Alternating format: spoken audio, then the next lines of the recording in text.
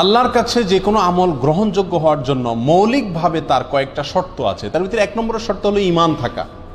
যদি কারোর ভিতরে ঈমানই না থাকে, সে যত ভালো কাজই করুক না কেন, আল্লাহর কাছে সেটা গ্রহণযোগ্য হবে না। দ্বিতীয়ত, যেটি মৌলিক শর্ত যে কোনো আমল আল্লাহর কাছে গ্রহণযোগ্য হওয়ার জন্য, সেটি হলো আমলটি নবী আলাইহিসসালামের পদ্ধতি অনুযায়ী হতে হবে। এছাড়া অন্য কোনো মনগড়া পদ্ধতি অনুযায়ী করলে সে আমল আল্লাহর কাছে গ্রহণযোগ্য হবে না। তৃতীয় যে শর্ত আছে আল্লাহর কাছে যে কোনো আমল গ্রহণযোগ্য হওয়ার জন্য, সেটা হলো সে আমলটি করতে হবে ইখলাসের সঙ্গে, নিষ্ঠার সঙ্গে। এই আমলটি হবে শুধুমাত্র মালিককে খুশি করার জন্য। দুনিয়ার কোনো ধান্দা, দুনিয়ার কোনো বিশেষ ফায়দা হাসিল করা, কোনো মানুষকে খুশি করা, কারোর কাছে জাহির করা, কারোর কাছে এটার স্বীকৃতি পাওয়া, এ জাতীয় কোনো ধান্দা থাকতে পারবে না। শুধুমাত্র আল্লাহকে খুশি করার উদ্দেশ্যে যদি করা হয়, সেটা হবে ইখলাসের সঙ্গে। অতএব যদি আমি ঈমানের সঙ্গে নবী আলাইহিস সালামের পদ্ধতি অনুযায়ী সহিভাবে এবং শুধুমাত্র আল্লাহকে খুশি করার উদ্দেশ্যে এবং দুনিয়ার কোনো মানুষের কাছ থেকে কোনো ফিডব্যাকের আশা করা ছাড়া কোনো ইবাদত করি, তাহলে ইনশাআল্লাহ সেই ইবাদত আল্লাহর কাছে গ্রহণযোগ্য হওয়ার মতো উপযুক্ত ইবাদত বলা যেতে পারে।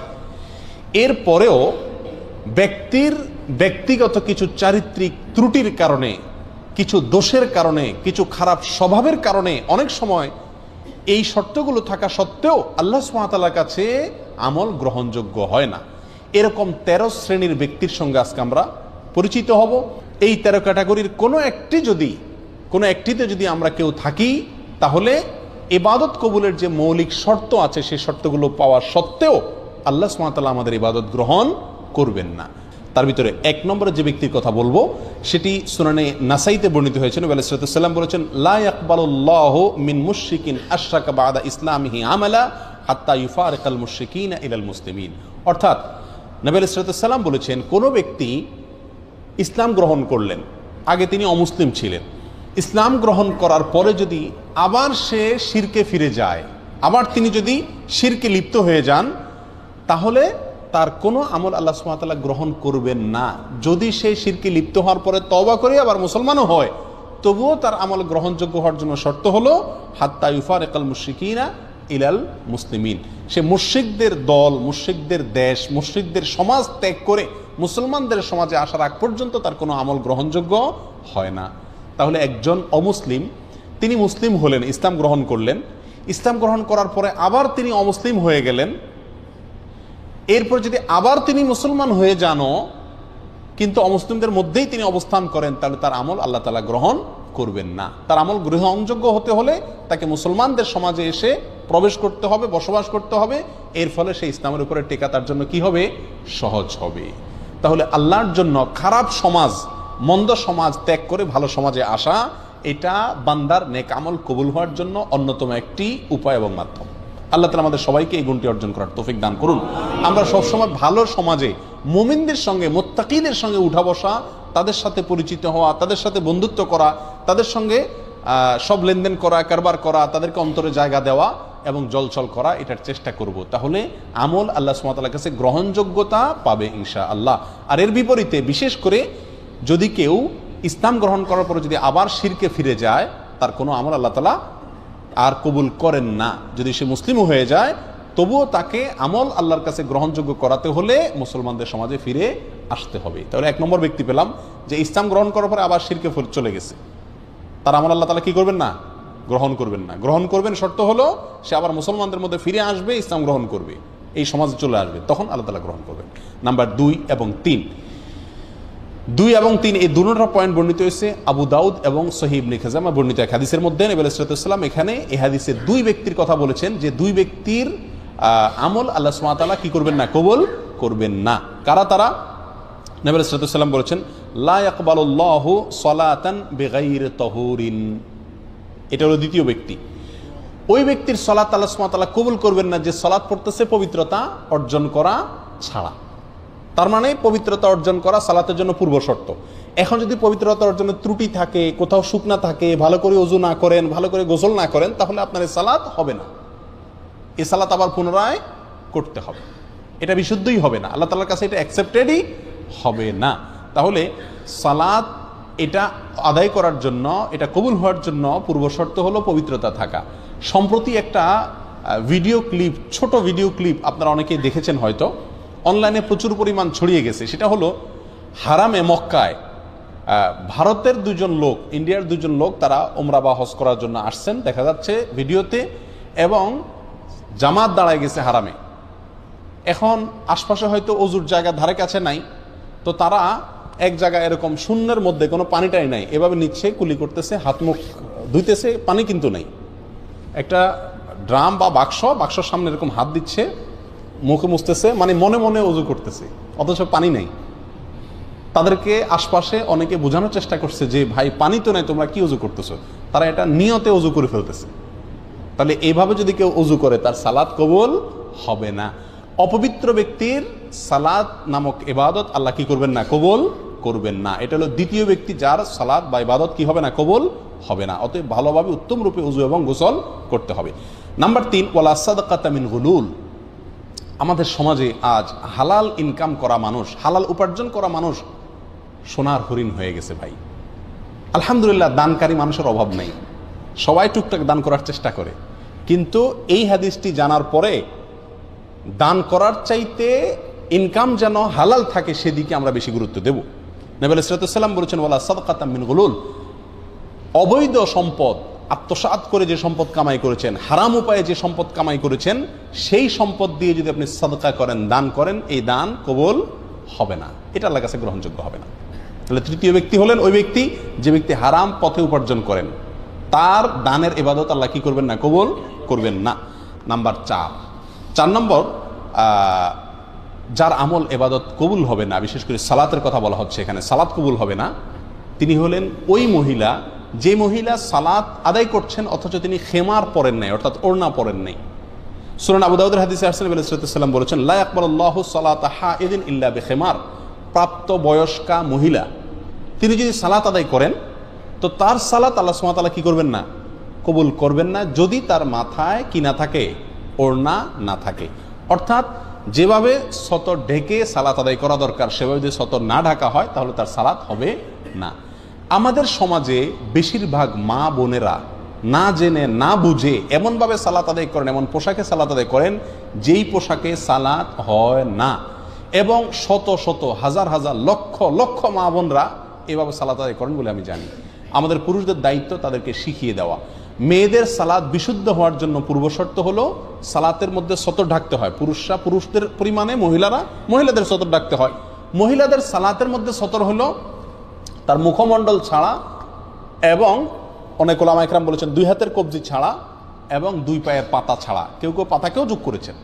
আর বাকি পুরা শরীর ঢাকতে হবে। মাথার চুল সেটাও দেখা যেতে পারবে না, খোলা থাকতে পারবে না।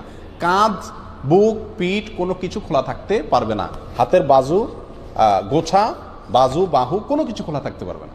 এখন আমাদের দেশে আগে প্রচলিত ছিল, এখনো কোনো কোনো বৃদ্ধ মহিলাকে দেখা যায় সাদা শাড়ি আছে, নামাজের শাড়ি বলে, এটা নামাজের কাপড় আলাদা। তো শাড়ি পরলে, একে তো সাদা শাড়ি এমনিই পাতলা দেখা যায়, আবার শাড়ি পরলে শরীরের অর্ধেকের বেশি এমনিই চেষ্টা করলেও ঢাকা যায় না। এই জন্য শাড়ি পরে সালাত আদায় করা উচিত না। যদি আপনি শাড়ি পরার পরেও আপনি নিজেকে ওইভাবে সামলাতে পারেন তো করেন, সেটা আপনার ব্যাপার। তবে মনে রাখতে হবে সালাতের জন্য মাথার উপরে একটা স্পেশালি বড় ওড়না বানায় নেওয়া উচিত, যে ওড়না পুরো শরীরকে ঢেকে দিবে একেবারে, এবং তার ভেতরে যথেষ্ট প্রশস্ত থাকবে, এর ভিতরে হাত নাড়াচাড়া করা সহজ হবে। এক কথায় 4 নম্বর, ওই ব্যক্তি যার সালাত কবুল হবে না আল্লাহর কাছে, তিনি হলেন প্রাপ্তবয়স্কা নারী। তিনি মাথার উপরে ওড়না দেওয়া ছাড়া যদি কি করেন, সালাত আদায় করেন, অথবা ওড়না দিলেন কিন্তু সে ওড়নাটা তার পুরো যেভাবে ঢাকা দরকার সেভাবে ঢাকলো না। আল্লাহ তাআলা আমাদেরকে, আমাদের মা বোনদেরকে সঠিকটা বুঝার তৌফিক দান করুন। নাম্বার 5 নম্বর, এটাও মেয়েদের প্রসঙ্গেই। ওই মেয়ের সালাত কবুল হবে না, আল্লাহ সুবহানাহু ওয়া তাআলা তার সালাতকে গ্রহণ করবেন না, অ্যাকসেপ্ট করবেন না, যেই মেয়ে সালাত পড়ার জন্য মসজিদে গেছেন সুগন্ধি ব্যবহার করে, স্প্রে করে, শরীরের মধ্যে বা কাপড় চোপড়ে স্প্রে করে বা সুগন্ধি জাতীয় কোনো কিছু ব্যবহার করে তিনি মসজিদে গেছেন। এই যাওয়ার ফলে আল্লাহ সুবহানাহু ওয়া তাআলা ওই মসজিদে গিয়ে যত ইবাদতই করুন না কেন, আল্লাহ তাআলা তার সালাত কি করবেন না, কবুল করবেন না। এ বিষয়ে বহু হাদিসের কিতাবে হাদিস আসছে, তার ভিতরে একটা আমরা উল্লেখ করছি যেটি সহিহ খুজাইমা, ইবনে খুজাইমাতে বর্ণিত হয়েছে। নবী সাল্লাল্লাহু আলাইহি ওয়াসাল্লাম বলেছেন, লা ইয়াকবালুল্লাহু মিন ইমরাতিন সালাতান। ওই মহিলার সালাত আল্লাহ কবুল করবেন না।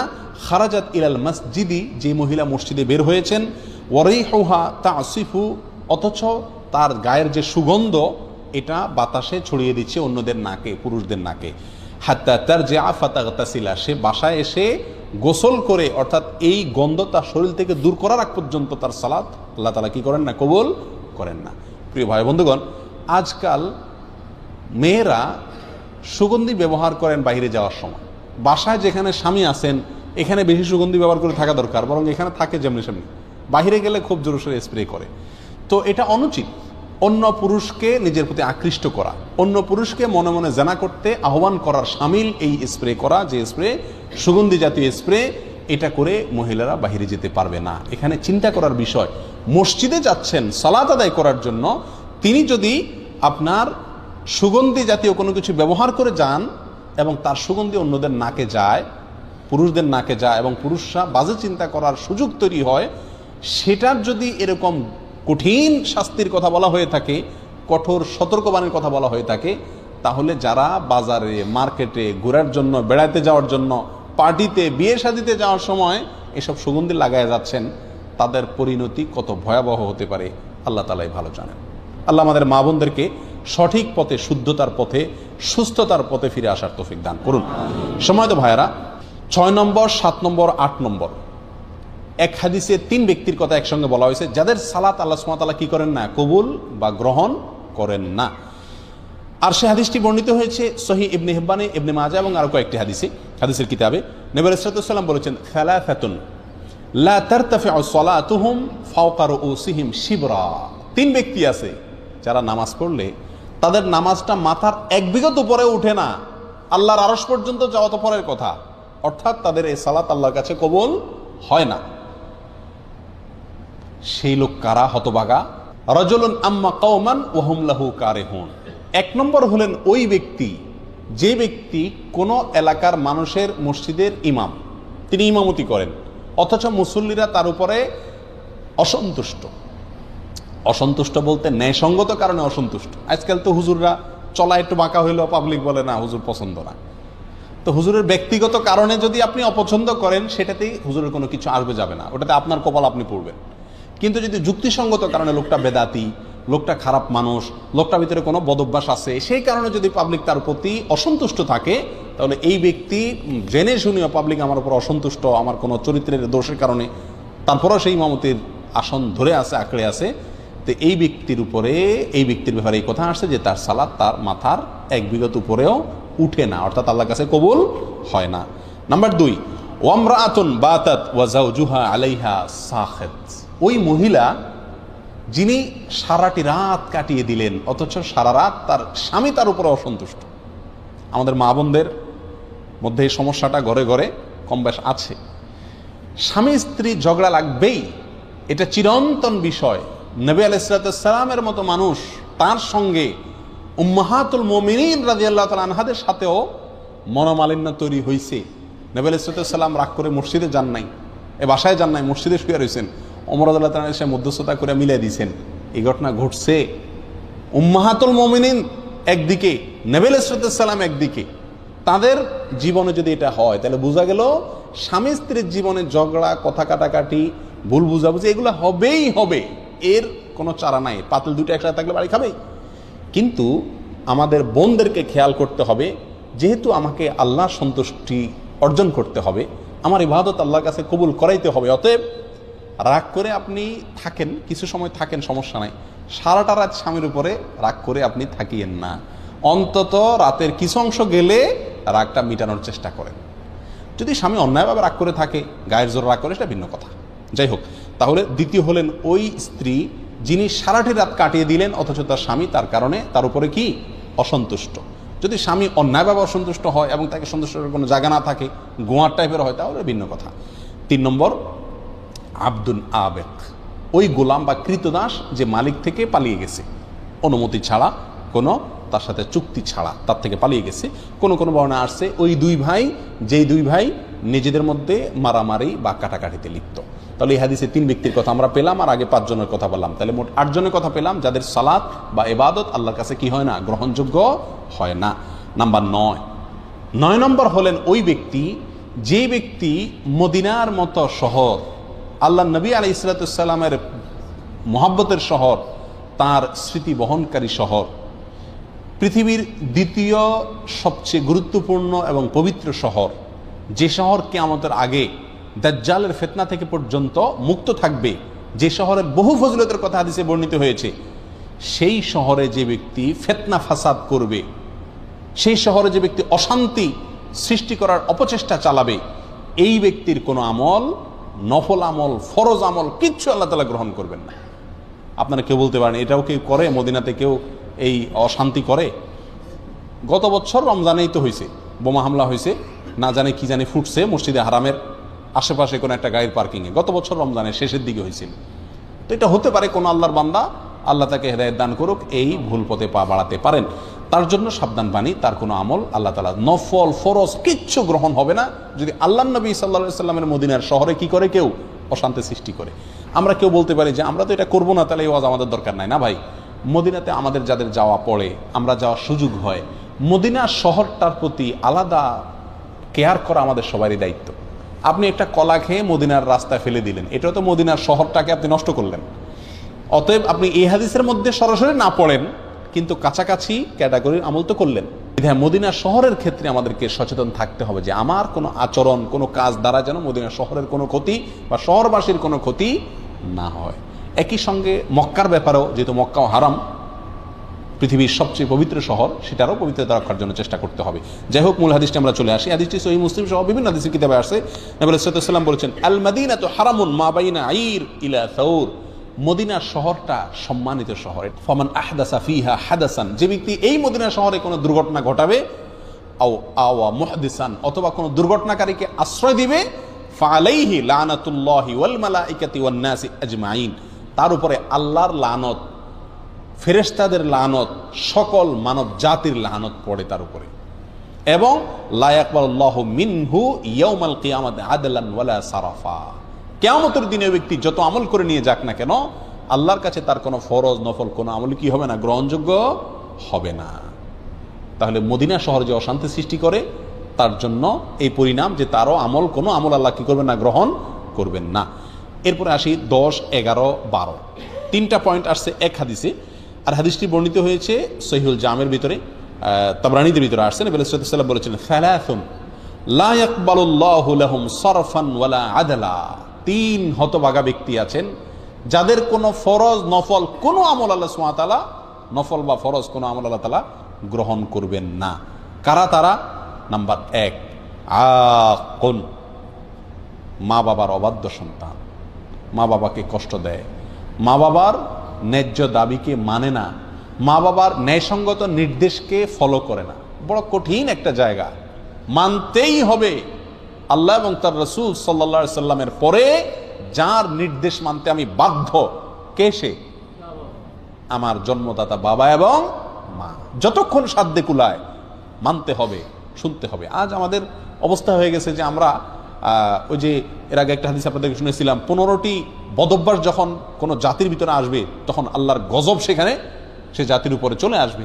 তার ভিতরে একটা হলো, একটা সময় আসবে কিয়ামতের আগে মানুষ বউয়ের কথা শুনবে, মায়ের কথা শুনবে না, দোস্তকে সময় দিবে, বাপকে সময় দিবে না। আজকে সেই সময়টা এসে গেছে। আমাদের উচিত মা বাবার নির্দেশকে সর্বোচ্চ গুরুত্ব দিয়ে দেখা। আমরা জানি বৃদ্ধ বয়সে মা বাবা অনেক অযৌক্তিক নির্দেশ করবেন। মনে রাখতে হবে, আপনি যখন ছোট শিশু ছিলেন তখন যত নির্দেশ করতেন মা বাপকে, যত কিছু চাইতেন, দাবি করতেন, তার সবগুলাই প্রায় কি ছিল? অযৌক্তিক ছিল। কিন্তু মা বাবা কখনো আপনার প্রতি বিরক্ত হন নাই। আর আপনি এখন বলতেছেন না আব্বার এই কথা কোনো যুক্তি খাটে না, মা এটা বলছেন, এটা অন্যায় কথা বলতেছেন। জি, ওই অন্যায় কথাটাই আপনাকে মানতে হবে, যদি সেটা মানতে গিয়ে কারোর প্রতি অবিচার করা না হয়, আল্লাহর কোনো হুকুম লঙ্ঘন না হয়। ছোট্ট একটা গল্প বলি।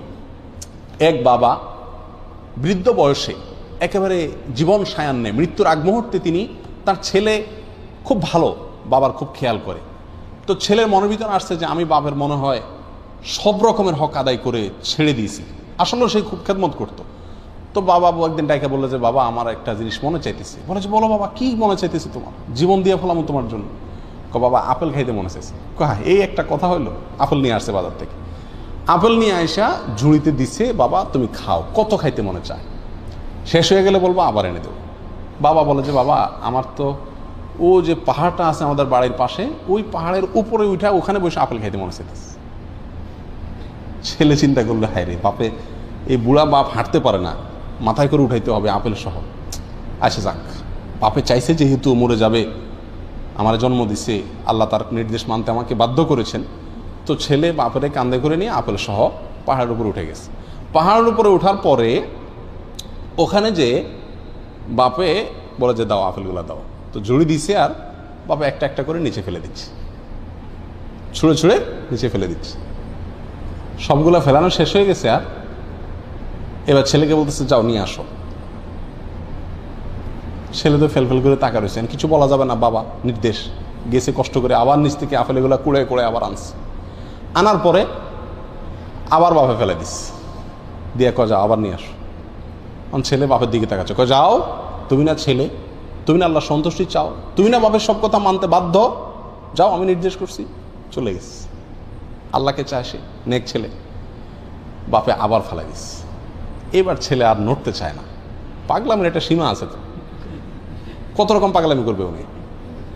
এবার তখন বাবা বলতেছে, বাবা খুব বেশি তোমার রাগ হচ্ছে না, খুব মাথা গরম হয়ে যাচ্ছে যে হ্যাঁ এই বুড়া বাপে কি শুরু করছে, তোমাকে একটা কথা বলি বাবা, আমি এখানে আপেল খাওয়ার জন্য আসি নাই, আমি তোমাকে একটা জিনিস শেখানোর জন্য আসছি।